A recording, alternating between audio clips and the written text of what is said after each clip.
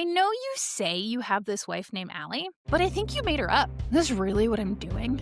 This doesn't work. I'm miserable. How do I get out of this? I would say the biggest lie that we tell leaders is that you have to abandon yourself or sacrifice yourself to be successful. I worked every single day for 2 months straight without a single day off. Well, I was up at 3 a.m. because I couldn't sleep and I was working, so you really shouldn't complain. And she was like, what happens if you don't check your Slack or email for the first part of your day? And my response was, Wait, Alli, what was driving that? Was it that you just felt like you needed to keep working because you couldn't catch up at work? Was it an internal drive or? Alli, welcome to the Made Leader podcast. I'm so glad to finally have you on. I'm excited. I know we've been talking back and forth for a long time, and I was like, heck yeah, I'll come join you.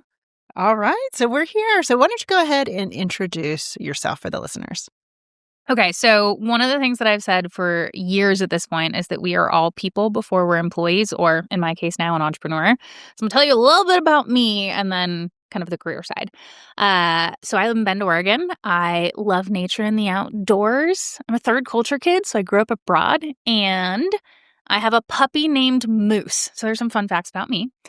And he's a Boston Terrier. He just turned 1, and he's adorable. Is he wild?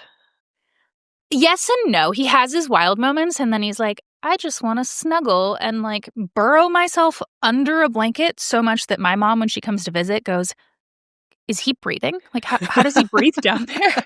I always think of them as wild, just lots of energy dogs. He's definitely got some energy, but he's a little bit more, I would say a tiny bit more subdued than the average, which I'm okay with. Yeah. No kidding.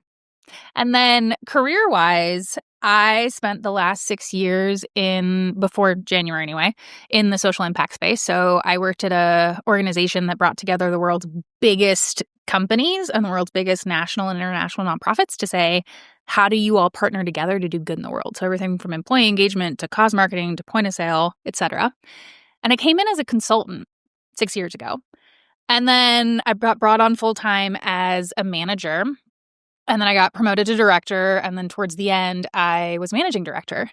And as I would guess many of your listeners have experienced, I had exactly 0 formal leadership training. They were like, oh, you're great at being an individual contributor. This person just left. You're now, actually for the manager, I was promoted.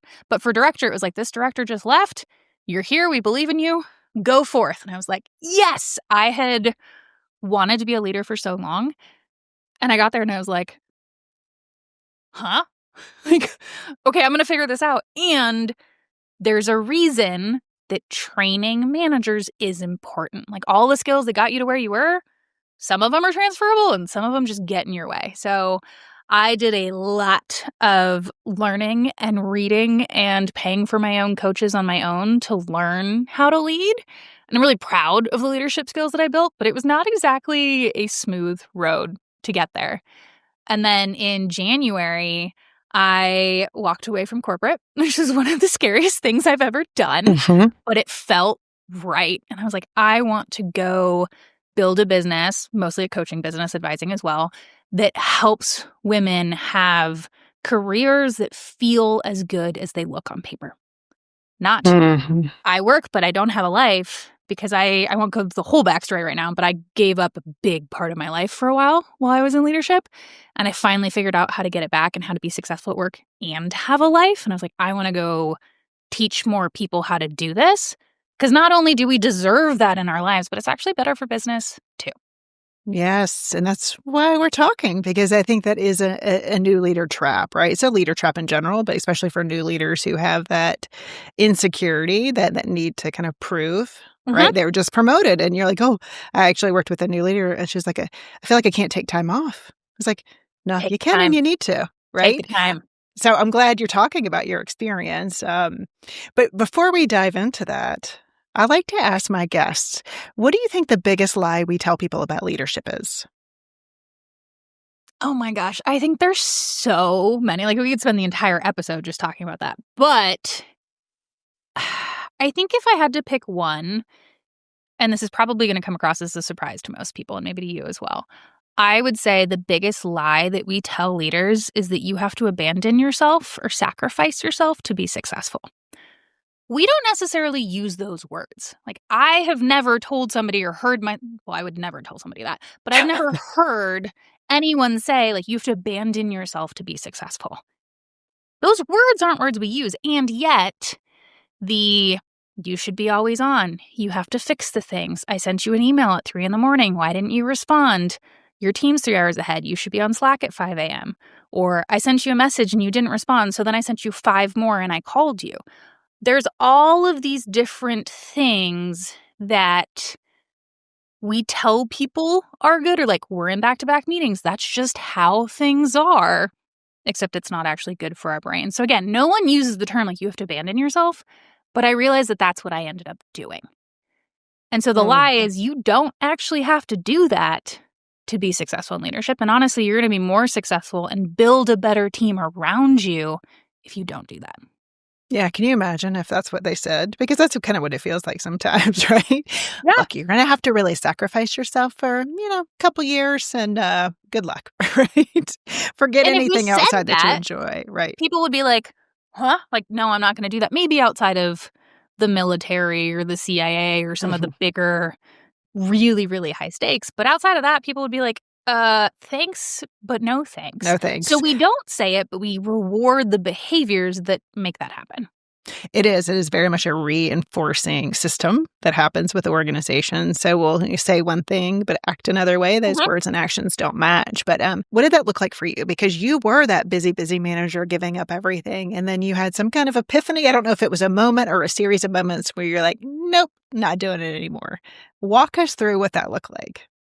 Oh, it was painful. So it didn't start when I was a manager. It started more when I became a director, and there was a lot more responsibility, and COVID was happening. And so I was grateful. I should be grateful that I have a job when other people don't, which was true. I was grateful. And there was so much going on, and we were so short-staffed, and my own internal stories of I have to say yes to everybody, I need to manage other people's emotions. All of the things meant that there was a period of time as a director where I worked every single day for 2 months straight without a single day off. And I'm talking weekends, too. Weekends? Yep. So I might not have worked all Saturday or all Sunday, but I worked some part of every single day for 2 months straight. And I was miserable. Wait, Alli, what was driving that? Sorry to interrupt the story, but because sometimes, like, I catch myself because I have this internal drive, right? It's me doing it, right? Was it that you just, like, felt like you needed to keep working because you couldn't catch up at work? Was it an internal drive or a bunch of things? I would say it was a variety of things. A big part of it was the internal. I can't catch up. Like, this is what this job description requires, and I just can't get it done, so therefore I have to. There was also we're too lean of a team, and so I need to take on more because there's literally no one else to do it. And there was some of the structural and top-down of, well, I was up at 3 a.m. because I couldn't sleep and I was working, so you really shouldn't complain. Or, well, let's not talk about hours. Like, we need to talk about what work's getting done, not how many hours you're working. And so it was both. I call myself a recovering people pleaser and a recovering perfectionist. And so some of it was that side. And I was getting the signals and the messages of this is just how things are. Buckle up, you got to do it. And I didn't really, at that time, I didn't push back. I didn't say no. I didn't feel like I could. Right. And that was kind of the crux of it. But the experience was much longer. I wasn't necessarily working every single day forever, but I would check Slack at 5 a.m. because my team was on the East Coast. I'm in Pacific time, and they're 3 hours ahead of me. And I felt like, especially during event season, I have to check in. Or I'd be the first person to respond to an email because I'd been conditioned that if I didn't respond, I'd get 5 more on a phone call. And I was doing all these things that looked effective and made me seem like a great employee and be respected that weren't actually good for me or the business. And so one day, my husband went skiing. This was kind of the crux moment for me. My husband went skiing with our group of friends, and I live in Bend, Oregon, so Mount Bachelor is about 20 minutes, 30 minutes from my front door. And we go skiing every weekend. One day he went, and there's a new friend in the friend group named Carissa, and she looked at my husband. I wasn't there. I was working. She looked at my husband, and she goes, "Hey, TJ, I know you say you have this wife named Alli, but I think you made her up. I think she's a figment of your imagination." And she said it as a joke. It wasn't a big jab, but it was like We don't see her. I've never met this human. I know you say this, but she doesn't exist. And I hadn't met Chris at that point. She'd been skiing with our friend group, I think 4 or 6 weekends in a row, and I was never there because I was either working part of the weekend or I was so tired from working that all I wanted to do was sit on the couch and rot away as I read a book or watched Netflix or stared at the ceiling thinking about my life choices. And so my husband came home and I was literally laying on our bed behind that wall over there staring at the ceiling going, "Is this really what I'm doing? This doesn't work. I'm miserable. How do I get out of this?" And it wasn't a fast process, but between finally being like, "No, I'm not doing this anymore." Prior to this, I'd had a successful career and I'd had a life outside of work. And somewhere along the way, that life disappeared. I was like, I've done this before. How do we get back there? And it was a very, very long process, but I finally figured it out. And I was like, okay, I can have a freaking life again. And I can share more, but I'll pause there for a second. Yeah. So it was really that moment. You knew it was building. You knew 2 months working straight was too much. And then that was the moment where you were like, okay, question your life choices. And so it wasn't, hey, I just need to leave the job. It sounded like you went and said, what? How can I still be a leader, but have a life outside of that? What did that look like? What was your first step? My first step was admitting it.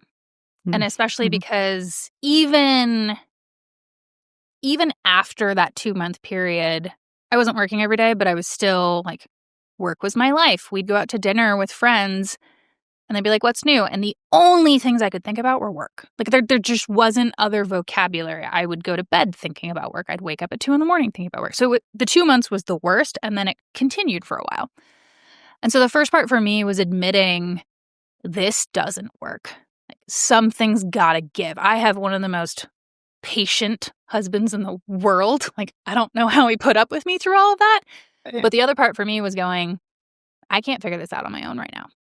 It hasn't worked. I need some external support and accountability. So I told my husband and my friends to help kind of hold me accountable. And then I hired a coach through BetterUp. And I was like, help, I'm drowning and I don't know how to get back up. And then it started with little tiny things where I basically had to train my nervous system and the beliefs that I had started to rewire to say, okay, when we do something differently, when we don't be the first person to respond to that email and let my team go in instead, oh, look, my team responded, nothing broke, this is safe.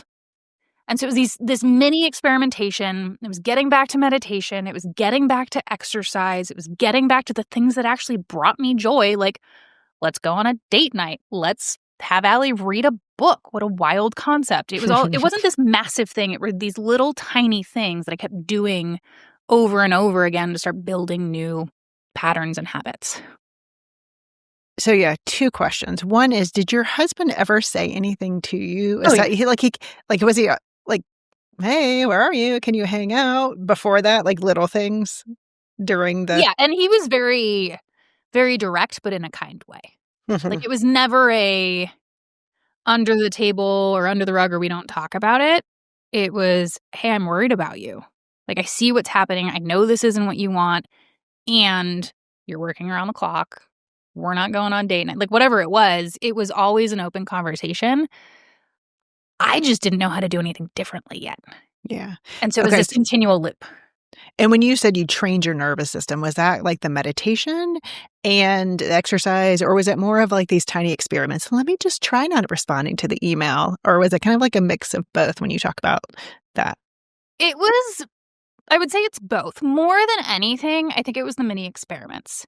Okay. And regulating I mean, this sounds very woo-woo to people who are like, your nervous system, what? Like, we're talking about work, we're talking about business here. But there's science around it, I promise you. Getting back into my body and just being still and meditating or going for a bike ride or getting into running, all of those things that kind of force you to stay in the moment, but also slow down in a way. Yes, even if you're running sprints, you're kind of like slowing down in a way. Were Yeah. big. But for me, more than anything, it was I needed to know that if I did something differently at work, it wasn't going to break. My boss wasn't going to fire me. I wasn't going to royally mess something up. And so those mini experiments are what help shift things. And so even, this was actually a little while later, my coach asked me, actually, I don't remember exactly how we got into it, but I'm a morning person. So my brain works best in the morning. I like creative stuff. I like building in the morning. But my problem was my team's 3 hours ahead. And so when I get into my day, because I start at 8 my time, not their time, I already have Slack messages and emails and there's calls on my calendar. And my coach goes, "Hey, Alli, you're a morning person. You want to use that time of the day for you. What would happen if you didn't check your Slack or your email for the first hour of your workday?" By this point, I'd stopped checking it at 5. I stopped checking it till I actually got to work. So we'd made a lot of progress. Okay. And she was like, "What happens if you don't check your Slack or email for the first part of your day?" And my response was, No! I could never. Like, Right. there's no way. Especially because this leader wasn't there anymore. Bosses I'd had in the past were very, I want to know where you are. You need to be plugged in, all of this stuff. And then on top of it, I was like, my team needs me. And she pushed me, which was beautiful. And so we agreed that I would test it as an experiment. And this is one of my favorite hacks that I've used not my whole life, but for many years now, whether it's something in personal life or in career. Like, I'm just going to try something for a week. I'm going to see what happens, and then I'm going to decide how to move forward. Because a week feels less scary than I'm going to do this thing forever. And so I agreed. I was like, all right, this makes me want to run away. This feels scary, but I'll do it. And so I told my team, I was like, hey, my best brain time's in the morning, blah, blah, blah, blah, blah. I'm not going to be on Slack with first email for the first hour of the day. If you need me, call me or text me. And we had a relationship where I knew they would. And they were like, sounds good. Great. They're like, great, Alli, I've got it. We're good. Yeah. But I need to hold everything together. I need to fix things. I need to be on. I need to be responsive. All those thoughts were there. And lo and behold, I didn't check it for the first hour of my day. And I was like, oh my word. I get so much more done. I feel differently about my day. This is great. And so I kept doing it. It slipped a little bit during like absolute sprint season, but overall, that was kind of my new normal going forward. And so you made that difference, right? So you didn't just feel like you needed to be as responsive. It sounds like you kind of let a little bit of control go. Anything else that you felt like you had to kind of dial back a little bit or change how you were functioning as a leader? I think there's a chunk of things. So one is, as an individual contributor, you usually get promoted because you're really good at what you do. Like, you know how to solve the things, to fix the things, to this and that. And so I needed to learn I don't need to be the person to fix or solve anymore. Just because I could do it faster, because I've done it before, than X person on my team doesn't mean it should be mine. And so learning to hand those things back to them or not pick them up in the first place was one. Two was I struggled with delegation for a long time. I was never freaking trained on how to do it. You've already mentioned control. There's a little bit of control in me, obviously. And I had this fear that because I was burnt out, I didn't want to hand more to my team because I didn't want to burn them out too. But I made that decision instead of talking with them about it in the beginning. And then, I had a third one that's flying away from my brain right now. Well, it's so common. I mean, yeah, go ahead. Well, so the third one was I knew the answers to most of the things that my team brought me. And so initially I was like, oh yeah, I can answer this thing. Like, I'm the individual contributor who got promoted. I know these answers. But that doesn't help me and it doesn't help them, because what it does is it puts you in this chief problem solver role and it doesn't help them come up with their own solutions. And so I did a lot of research around coaching, and how do I, when somebody comes to me, say, look, I'm not going to leave you out here to drown on your own, but you're closer to this. Tell me what you think first. Or, hey, I really trust your opinion. I don't know the first thought. I'll brainstorm it with you, but you tell me what you've already thought about. And having, like, challenging them to come up with their own ideas first made a huge difference. So much so that I started doing it so often that my team would tell me I had a coaching face. They knew when they asked me a question and I had some sort of face where I'd go, mm-hmm. And they knew immediately I was going to hand it right back to them. And at first, there was some pushback, which is normal because when your team is like, what the heck, Alli? Like, you've answered these questions. This was our model, and now we're shifting it. There was some frustration. And then they were like, oh, I can come up with my own ideas. Their autonomy increased. They enjoyed things more. And they also realized that me doing this wasn't because I was annoyed or it wasn't punitive. It was because that's what helps them develop, too. Well, what did that pushback and that frustration look like, right? Because I can see that, I encourage new leaders to do that. And then they're like, well, they didn't know, or there was too much silence, so I jumped in, right? So what did the pushback or the frustration look like when your people were like, wait a minute, this is a completely new approach, right? I didn't get any silence. So that one, I don't quite know what I would say. My first thought is like, look, there's no wrong answer here. We're trying something new. But for me, it was more someone saying, I don't know, like, that's why I came to you.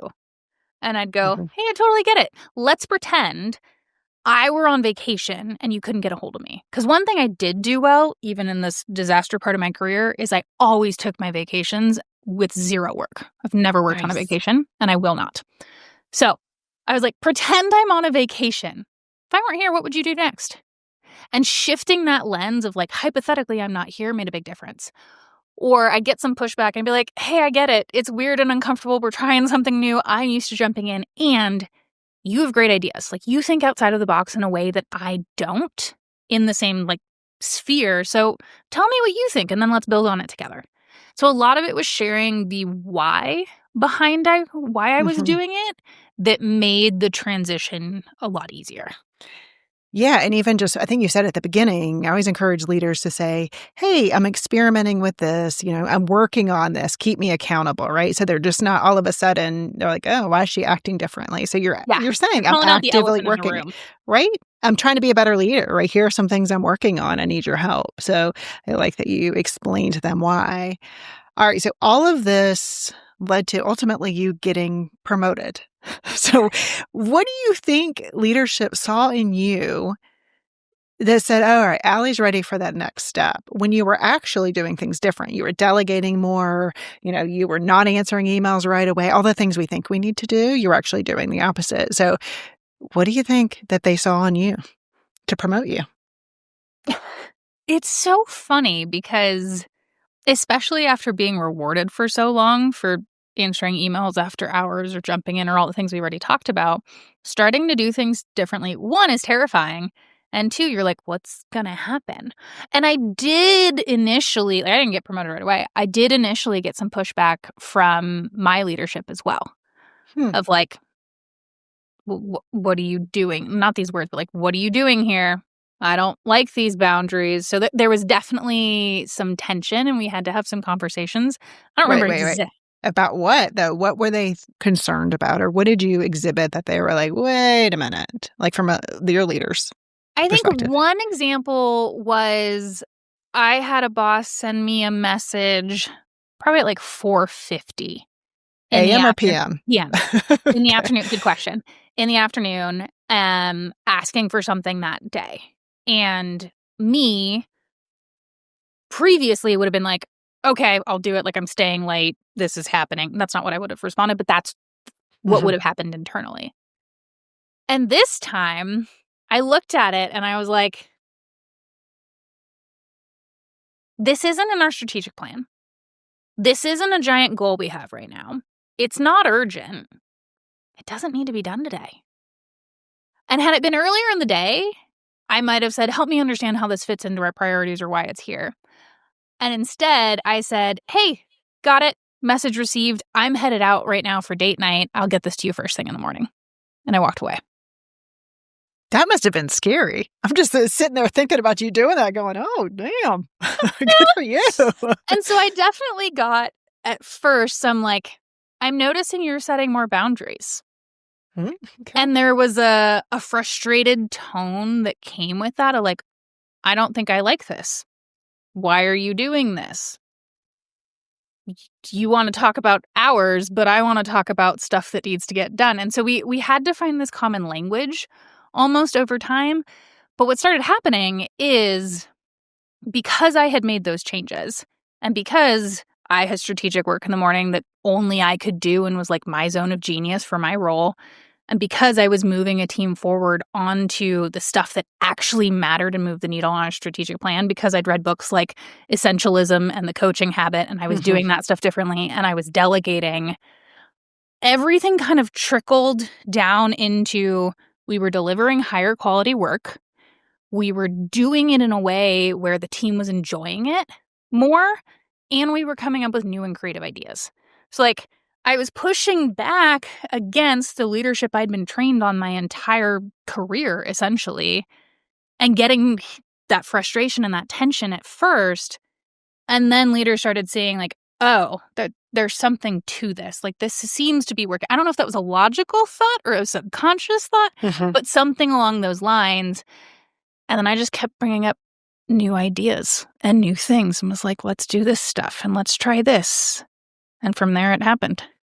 Yeah, because when you freed yourself up from time of the grunt work, the stuff you can do in your sleep, I don't mean to say it negatively, grunt work, but the stuff you can do in your sleep, the stuff that it was a super exciting opportunity for somebody else. Right. The stuff that really needed to go to your team, right? It freed you up to do some more of the strategy, more of the creative thinking, and apparently what you're really good at. And, I've worked with some leaders that that's a really scary place because this is your zone of genius. But some leaders are I don't want to do that. That's hard. That's a hard work. And so they get themselves in the details. But sounds like you were able to free yourself from some of the work that you already know how to do. Is a growth opportunity for your team.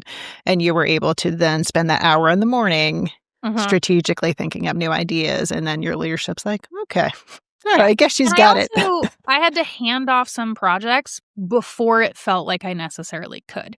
So some things, it's delegated 80%. All right, let's try this thing, go for it. There were other things that I had to delegate that were bigger than that, where somebody could probably do it 60% as well as I could. That's a lot harder to hand off. And so what I did, I don't know if this is a term I made up or it came up from somewhere else, but I would call them stretch projects. Well, stretch projects I think is. But then I would say, let's build in the scaffolding, that might have been my term, that you need and that we need to make sure this is successful. So we'd literally label them stretch projects. They knew this was a big stretch for them. They got the initial, here's the entire bowl of pasta. I don't know why that's my analogy right now, but whatever. We'll go with Here's it. the bowl of pasta. I want you to go look at it, digest it. This is what success looks like. And then come back to me. What scaffolding do we need to put in place? What support do you need? You're owning this, but what support do you need to get this over the finish line? And sometimes that was, I need a 15-minute sync with you every week that's not in our one-on-one, that's just on this. Or I want to get V1 done and share it with you before I move on, or whatever it was. But having some sort of okay, this isn't just a normal project. This is much bigger. And your job is to tell me what is the scaffolding that you need. And I'm going to see if I think we need to add something or whatever else. That made it easier for me to delegate some of the stuff where I was oh, crap. Let's see what happens. Yeah. Like you said, it's you talk about if it's a low impact versus high impact project, right? Too. If something that is going to touch something that you're oh, you can't mess this up. Yeah. I love that you said that. Okay. Acknowledging it's a stretch project, right? This is supposed to be hard. I don't expect you to have all the answers and what do you need and putting that in their hands and then you adding in. I love that. That sounds like a great approach that new leaders can take because it's an area of struggle. For, I say new leaders, but hey, I've seen it in seasoned leaders. I work with directors and VPs mostly, and most of the topics we're talking about right now end up in my coaching calls as well. So it's not just a new leader thing, but if new leaders can start learning these things earlier than I did, or some of my clients did, or maybe you did, it'd be a totally different path. Step ahead, right? Yeah. So you talked a little bit about pushback from your team initially, but it sounds like they got on board. I mean, did it take them longer to get on board or were they pretty much no, we're good? You don't need No, to check your Slack? it was pretty like, the Slack part was easy. The parts that were a little bit harder were around coaching at first, were around some of the bigger projects, especially the first stretch projects. Like, not every one of them went perfectly necessarily, but then we did okay, let's review. What did Mhm. you do really well? What would you keep? And it was always them led. Like, I would add in, but I wanted them to have ownership and autonomy because that's just one of the things that we as humans really want. So at first there definitely was. But I also one of my favorite things to do, I call them working relationship playbooks, is whenever I have somebody new join my team, it's a document that we both fill out. And so if you're familiar with manager readmes or any of Mhm. those are usually one direction. So a manager hands it to their team and like, here's what you need to know about working with me and how I like communication and some random facts about me and other stuff. And they're great, but they're typically one direction. So that doesn't tell me how my team likes feedback, random things about them, what motivates them, how they prefer communication. So I like the relationship playbook docs because you get both sides. And so Mhm. having that information meant that I learned that my team wanted to try public speaking more and leading meetings and what areas they wanted to grow in. And it gave us more language for that. And so one of the other things I did is I was like, our team meetings don't need to be me talking the whole time. Like, no one needs to sit here and listen to Alli the whole time. Right. You both, at that point, you both want to get better at leading meetings. We're going to do rotating meeting leads. So one person would lead and then another person and then another. We had a standard agenda, but every person got practice and got to try doing that in a safe space. Yes, I always tell leaders that, like, you don't have to own it all, right? You No. don't have to come up with everything, and I see a lot of leaders, especially earlier in their career, put a lot of pressure on themselves to come up with a team meeting, and then it also, if you distribute it and give other people responsibility, I think it prevents some of the because there's always people who complain, like, "Oh, they're not effective," or blah. Okay, we'll fix it, right? Yeah. Your turn. Like, It's let's not as co-create this easy. together. You're Yes. bought in. I want your ideas. Let's go. Right, right. So one of the things I've when I was looking at some of your content is that you talk about putting systems in, right? Mm. Because there's a piece of this that is a mindset, it's behavior, it's tiny experiments, it's those type things that are like crucial. But is there some kind of like several systems that you put in to make all of this easier, to shift from doing all the work and being, hyper available to taking that step back? Yeah. So one of the first systems that comes to mind is maybe not quite, well, no, I think it still could be applicable for newer managers. Is when we were in conference season, there was a specific meeting that I used to be in that I wasn't supposed to lead. It was kind of this more logistics focused, smaller team meeting where we got into the details because I was ultimately responsible for making sure the entire 700-person conference went off without a hitch. And what I found is the team was really good at coming up with ideas, but they didn't come into that meeting as prepared as I wanted them to. I was like, I have a lot on my plate. Not that they didn't, but I had a lot more meetings with Mhm. leadership, et cetera, like senior leadership meetings. And I wanted them to come together in a way where they could kind of come up with their own ideas and have almost a strategy level lens and then bring things to me. And so what I did is, I think this was like year 2 of running these meetings. I said, all right, I'm not joining these small team meetings anymore. You are in charge. You can figure out if you want to rotate meeting leads or if you want to, like, you guys decide. Your job is to go through all that stuff. And then on Mondays, bring to me whatever still needs to get handled, whatever you might need a green light on or wherever you're still stuck. And so it shifted me out of, I'm in this hour-long meeting that doesn't feel like a great use of time. And I Mhm. really want them to lead and own because it doesn't need to be mine, but also because they can do it. And so that was a big one. Another one for me was actually when I was a managing director, but you could definitely do it earlier, is it sounds so silly, but a dashboard. So we Mhm. use Asana for project management, and we had everything in there, but it's across projects and all these different places. I needed a centralized system where I could see high level on Monday coming into the week and on Thursday before I walked into our SLT meetings where all of our key projects stood. And by that point, I was so out of the weeds that I was like, I don't even know what this person knows. Like, I don't know what Meredith is doing. I know she's on it. I trust her. I know things are happening. But if I'd walked into that leadership team meeting, I wouldn't have had the right update because I wasn't doing the work anymore. And so a simple dashboard of like, here's the project, here's who owns it, here's the current status, and here's a roadblock or next step. And they all linked out to Asana if you wanted more information, made a huge difference. And there's probably Wow, more too, but yeah. those are the first two that come to mind. Yeah, I mean, the dashboards are great. I mean, it is because what I've seen too much is leaders creating the one-on-ones very tactically, right? Give Mm. me your updates, right? And it's just such a missed opportunity Yep. to instead get to more like, hey, what roadblocks can I clear? You know, how's your day going? How's your career going? What do you need from me? Kind of more of those richer conversations. Yeah. Right. So I love the dashboard idea, and that's something that doesn't seem that difficult to do. No. And when you were talking about one-on-ones, one of the other things we did is we put dashboards into those meetings so I could see the dashboard ahead of time. And if I had questions on it, then we could dive into it. If they had a blocker, we could talk about it, but it wasn't a status update. We more talked about like, these are the things we need to brainstorm, or where are you going in your career, or you're having a challenge with X person. How do you navigate that? Because I'm not going to step in and do it for you. But a key piece that made a big difference that I would encourage your listeners to add to those one-on-ones is having some sort of section around like next deadlines or next big things on the horizon that person fills out.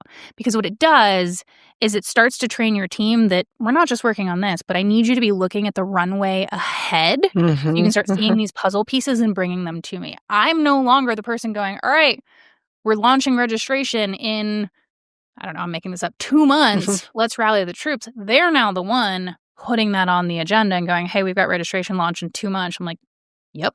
Brilliant. So they're thinking about the Right. things instead of me giving them to them. Yeah, that just I'm coaching a new leader now who's a holder of the timelines and the deadlines, Yeah. and that just gives them ownership. No, you tell me, you're responsible. I'm here to help you. But leaders don't need to hold it all for their people, right? That's not their job to keep all the deadlines and timelines and deliverables in their head of their whole Which team. is hard and scary to not do. It And is, it is. also, it stunts us and it stunts our team. Absolutely. So, most new leaders, you said this at the beginning, it happened to me, it happened to you. We got promoted because we were really good at doing our jobs, right? Yeah. So, what do you say to new leaders? Because they're probably in our similar shoes, right? We made it out, through it out. But what do you say to them to say, all right, you're good at what you did to get there. What next? So, similar to this working relationship doc, one of the things I would say is start getting to know your people as people, like not as Bob in accounting or Dominique in marketing and just talking about work, but build an actual relationship. My one-on-ones almost always started with conversations around hoop earrings and basketball and poetry slams and puppies and travel. And like, that's where connection and relationships are built that you then need for everything else. So I would say that. 2, you earn the spot. You don't have to prove it. You can take a step back now. 3, look at what you're doing. And I would literally, not on a computer, I would literally pull out a piece of paper and make columns on it and say, okay, of everything that I'm doing right now, like have a list somewhere else of everything that I'm doing, I shouldn't own this. This should go to somebody else. I've done it forever. I'm really good at it. Whatever. It needs to be moved off. Second column, I probably shouldn't own this, but maybe it's not the right time to pass it off. Maybe my team doesn't have bandwidth. Maybe it's a one-way door decision instead of a two-way door. So I'm going to keep it here right now. And then third column, this is the stuff that my role is uniquely here for, and I need to keep this. And looking at it on paper goes, oh, okay, I got to make some changes. And then you start shifting things little by little. But I would always say do it on paper first, because when you do it on a computer, it's not the same thing. Yeah, I would say that, and then have a life outside of work. It's like, turn off, have the boundaries, take your vacation. Took me a while to figure out how to do it, but it'll make your career better. You're modeling it for your team, and it's actually going to give you better business or nonprofit or whatever industry you work in results. Yeah, outcomes. That's what we're all looking for. I mean, everyone's in a business for something, right? Yeah. You said one-way door versus a two-way door is bugging my brain. What do you mean by that? I've never heard that. So I'm 99% sure it comes from Jeff Bezos, I believe. Don't quote me on that, but I think. But it's this idea of, the way that I think about it is it's this idea of when I'm handing off a project or a decision to be made, Is this a one-way door? Like once we walk through it, once we make the decision, once we finish the project, we can't come back. Versus, is this a two-way door? Once this person makes the decision, if something goes wrong or it ultimately wasn't the right decision, we can walk back through that door. And so that is a really great framework for what do I hand off or what do I not hand off? Or even if I did hand this off, maybe I still get a veto. Like how it can help you figure out what level of oversight isn't a great word, but what level of involvement you should have as the leader for whatever your team is doing. Yeah, he is high impact, low impact. I kind of like that. That's an interesting twist on it. I like the visual because it's like, oh, I'm stuck. I literally can't get through it. Versus high impact, low impact can work. But I'm like, what is high and what is low? Yeah, because leaders do struggle with that. So yeah, everything can feel high impact, right? Or everything is urgent. That's a whole different conversation. It's so manufactured. Well, Alli, where can people find out more about you and connect?